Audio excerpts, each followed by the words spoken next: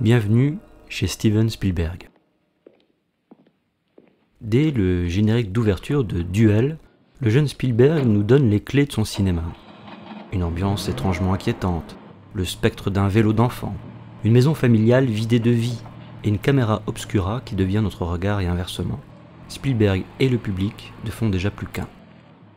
Avec cette maison qui s'éloigne d'emblée, difficile de ne pas y voir le grand sillon spielbergien. Non pas le cinéma familial ou la sacralisation unilatérale de la famille, comme cela a été trop souvent dit à son sujet, mais au contraire, l'impossibilité du foyer familial, son éloignement, son cauchemar, sa fracture inconsolable.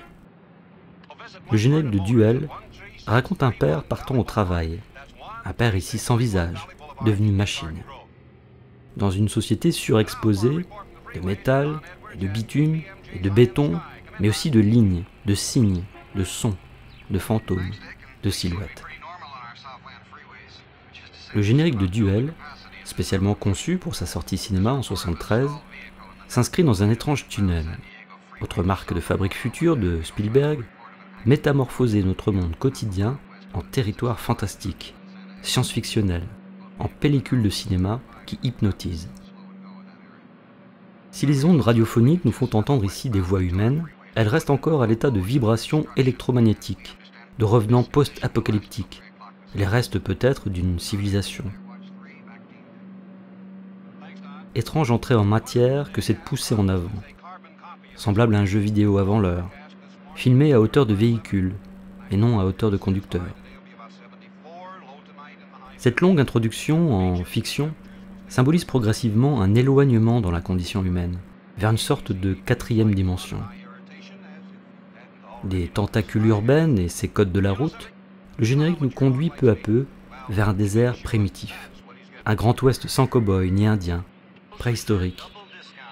Le générique de Spielberg nous fait sentir que l'espace, qu'il soit vide, quadrillé, vital ou psychologique, sera une donnée importante du film à venir.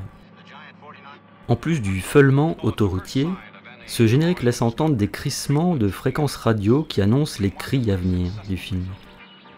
Et évoque presque les spectres de la Seconde Guerre mondiale. On y cherche une voie alliée, le long de lignes téléphoniques et de barbelés. De drôles dédoublements spatio-temporels s'opèrent à l'écran, en fondu enchaîné, pour nous faire découvrir enfin l'épicentre du film, une tache rouge, un cœur battant perdu au milieu de nulle part.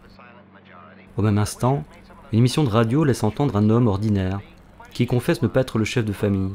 L'enjeu sous-jacent du film est posé, et avec lui, le secret aussi d'une œuvre. Car à bien des égards, ce générique primordial de Duel, si immersif et parlant, nous rappelle à quel point Steven Spielberg est d'abord et avant tout un cinéaste intimiste, voire intérieur, qui a employé les génériques comme des souterrains, des trajectoires sinueuses, des signalisations. Bref, l'art du générique comme moyen de transport et de transmission pour le public.